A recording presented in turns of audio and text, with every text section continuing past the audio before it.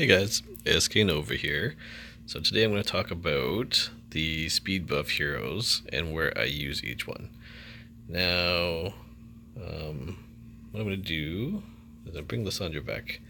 Lyssandra's sitting in my vault, not because I do not like her. She's an awesome legendary, but because I stole all of her gear, and I was just making room so I could summon more ancient shards at a time. Put most of her gear that I had onto Arbiter. And originally, I had swapped all of Seeker's gear onto Arbiter. So Seeker is currently my top speed character. I haven't been very lucky with any new speed gear from dungeons, so it's other than one 6-star shield piece, which is like a 2 speed increase for a 3 speed increase from what I had before. But so long story short, I ended up putting Seeker back into the arena. Now, why would I do that? That's crazy. I thought so too. But after I started using Arbiter and losing some matches, I went back to Seeker. Seeker's key ability is just so important for Arena, and maybe I can show you why with some demonstrations, that I went back to Seeker for Arena and gave up the extra, 6% speed from what I had. I'll show you my Arena team, because that might help make things more clear. I just have to choose a battle, so I'll refresh. Let's do the top one here. That is my arena team. So I have Fushan as lead. I use Royal Huntsman and Big Gun, and Seeker's in there too. So usually we'll do a match here, and this will help explain a few things. So my goal for my team is to be as fast as possible and go first. And because my Seeker is the fastest hero, he gets the speed aura boost from Fushan, but he also ends up going first. So he gets to do the attack buff. Now all of my characters on my arena team benefit from attack. If you have defensive characters like Martyr, obviously a little bit different story. The opposing team is obviously full defense. So they've got Martyr's defensive hero, Razen's defensive hero, Crimson Helm's defensive, and Romulo, or whatever his name is their healer. So what I typically can do with Seeker is I get to go first. I put the attack buff and the turn meter buff on everybody. So you see my team has full turn meter. Their team is still at half because they probably don't care as much about speed. Seeker gets an extra turn, which is crucial. I get to attack the opposing team's biggest threat to me. I have the chance for decreasing turn meter based off of mastery. I have a chance for placing provoke based off of the Seeker's number 1 ability. So essentially I've taken Martyr out of the match for 1 round. And if it was a speed hero, essentially reduce their turn meter, giving me an extra chance to proc. So my team gets to go first. I've made it so that Royal Huntsman is the fastest out of the next 3 characters. So he gets to go first. He also has the ability that does extra damage to shields. He also has a chance to put defense down on all the characters, which didn't happen here, unfortunately. But and then followed up by Fushan, who has an AoE stun, potentially taking out more of the characters so they don't even get a turn. And I follow up with Big Gun and his Molten Slag ability, which reduces their turn meter and potentially places a decreased speed debuff, which you can see has applied to all of them. So now they are reduced in turn meter, even lower, and Seeker goes again. So now I can attack another character, such as Crimson Helm here, also put a provoke on her, taking her out of the turn. I do that on purpose because now I follow up with Royal Huntsman, use his A3 ability, which ignores defense. It's not a high cooldown, but you usually only need it once per round. Take out one of the threats, which was Martyr. Usually at this point, if there's characters left, Fushan follows up, puts the defense down up. I get to go again. If there's anybody who is not under some sort of CC, but I'm just going to lower Martyr a little bit. Then I follow up with Big Gun, and he also has a stun, but we'll just use this ability and try to take out some more heroes there. And boom. So that combination, the way that my team is set up, I think is super powerful. It allows me to win matches pretty quick.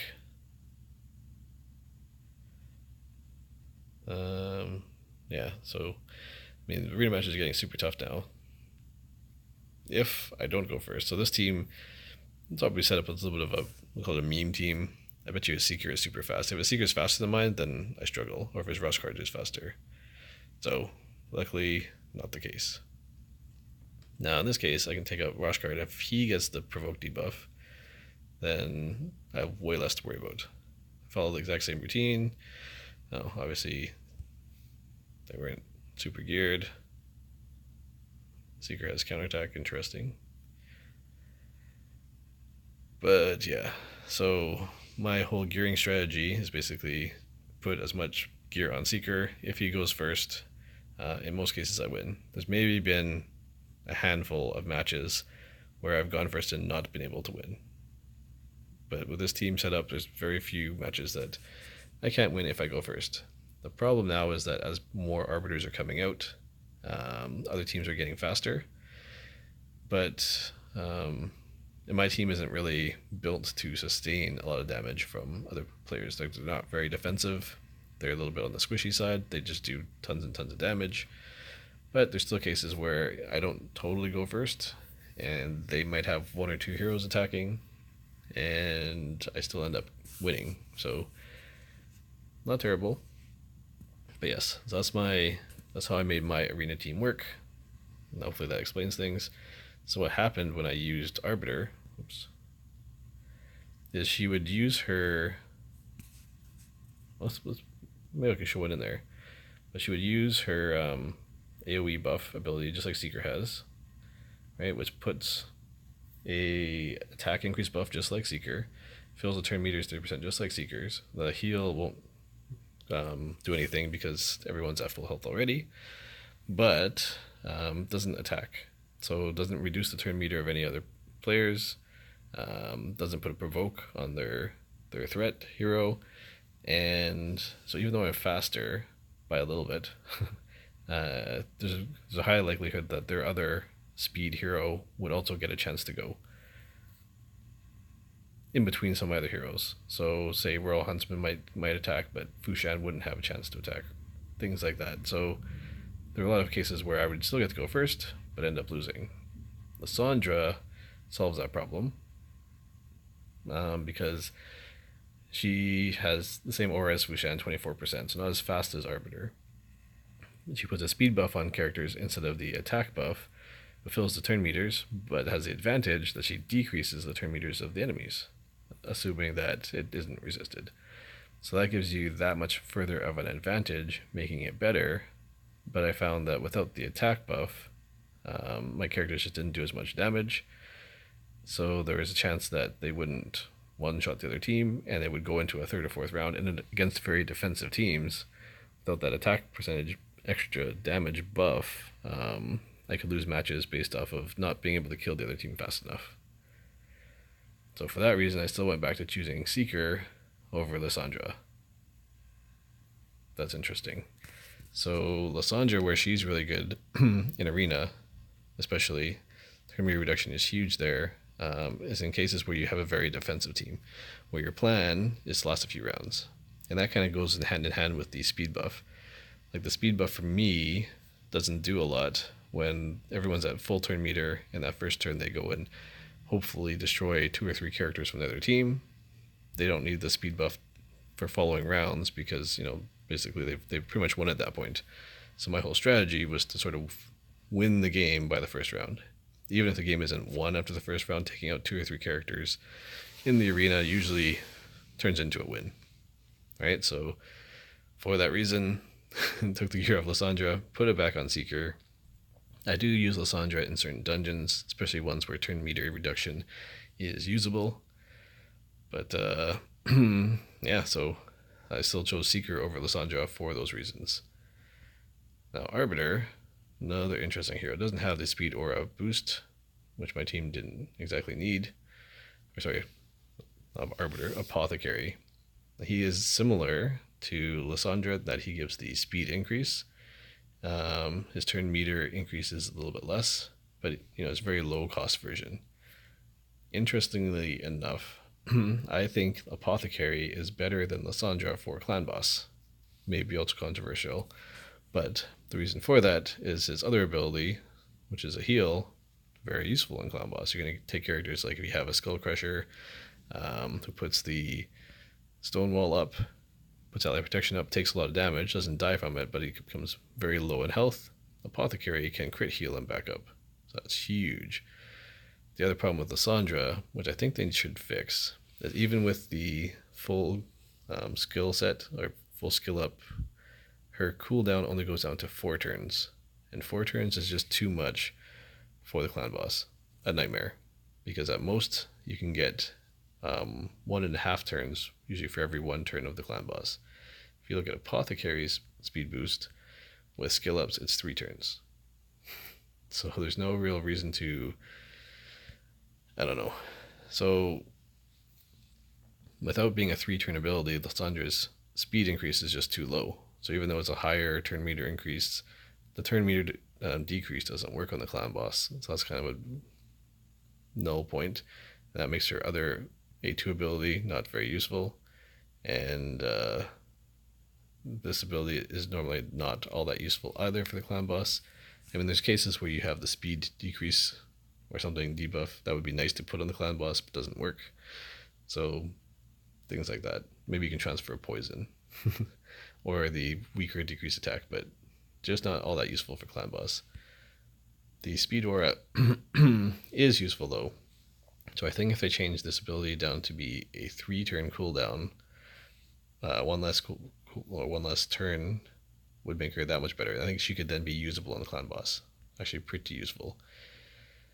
And with the aura, rather than the heal from Apothecary, that'd be a good, tough decision. But right now, with the way that her turn decrease works, not the one to choose. So yeah, Arbiter on the clan boss, just going back to Arbiter quick, is awesome, and definitely will increase the damage and survivability of your team by a large amount. However, does not work well with auto attack because she has these 2 extra abilities. So basically what you want to use is this ability, which gives everybody a 30% turn boost plus her attack buff. But you don't normally want to use this ability unless a champion has died. On auto, she does use it. It does give everyone a turn meter boost, but including herself. But essentially, you're losing an Arbiter turn to increase everybody else by 20%. And damage-wise, that's okay, but overall, it's kind of like a moot. You're losing one hero's ability to give everyone else a little bit, 1/5 of an ability of extra turn meter. The thing that's bad about it is oftentimes that turn meter gets wasted on at least one other hero, so not that great. Her A1 is awesome because of the weaken debuff. You definitely want to keep that up as much as possible. Her aura doesn't work, and in many cases, you want to remove the debuff entirely from the clan boss, who has a 2-turn attack up buff when he's under 50%. However, this ability only reduces 1 turn of it. Now, oftentimes the clan boss uses that right before his biggest damage AoE attack, and you'd ideally want to remove all of it, but you only end up removing 1 turn, still taking a attack, a boosted damage-wise attack from the clan boss, which can often kill your team. So you don't want to use, well, you do want to use this, but it's too bad it doesn't remove the debuff rather than just reducing 1 turn of the debuff. So that's a downside to Arbiter. So, although I think Arbiter is still super amazing, still probably one of the top characters for Arena, in my team for Arena, did not quite work. So, I could use her for the extra speed bonus, but realistically, the best character for me would probably be Lord Shazar. Because Lord Shazar has a pretty high damage attack with the bomb debuff, has the faster aura, and I would probably replace either Fushan or Begun. It'd be kind of like 50-50 in terms of which one I would replace, and that would be my ideal Arena team, just speed-wise. Realistically, though, the extra 6% speed increase that I get from going from Fushan to Arbiter could be made up now with better speed gear, and I think it'll be very difficult for people to have, all 6 slots with maxed out 6-star legendary gear with ideal speed rolls, just based off how little speed gear drops. Like 6-star speed gear will drop from Dragon Lair, how little legendaries drop, how unlikely it is to get super high speed rolls. I don't see that being a huge factor for a while. So people with, above sort of 280 speed are still pretty rare. So for that reason, I can kind of still make up the difference using the team I have. Obviously, I want to keep farming speed gear for Seeker and getting him geared up, but it's not game breaking yet. And out of all the choices that I have for Arena, Seeker still for me is number one. For Clan Boss, I swapped out Seeker for Arbiter, but in certain cases, especially auto attacking, it's not as big of a difference as I thought it would be. In a lot of cases, for auto attacking, Seeker is actually better because he uses his turn meter buff consistently at the right times. Arbiter seems to use other abilities in between, which makes it so that the attack buff drops off people and the turn meter buff isn't used always as efficiently as it could, and that's sort of unfortunate. So cool. Hopefully that is very informative for you guys. I know even most people probably don't have all the speed buff heroes. I also have Gorgorab, and let's talk about him for a second too before I end the video. So where I would use Gorgorab over the other two is probably on a defensive team. If you have characters that you assume could be killed, Gorgorab is definitely better. His ability is a smaller turn meter increase, but also gives you the increased attack. And in Arena, people use him because he comes with a built-in speed buff. So if you don't have a character with speed buff, Gorgorab's a great choice in Arena. He's like a cheaper cost version of that. So that gives him an advantage over Seeker if you don't have another speed boost. But if you do have a speed boost that's also a 24% rather than 23%, that would be better to use in combination with Seeker, probably. So there are some cases where we're not. And the revive is cool, but usually at that point, you revive your heroes and then they die to the next AoE attack. So it's not always always amazing, but definitely the cheaper option for speed aura than many of the other ways to get them. So main advantage with Gorgorab is the speed aura. Otherwise, use Seeker. Or Arbiter if you have her.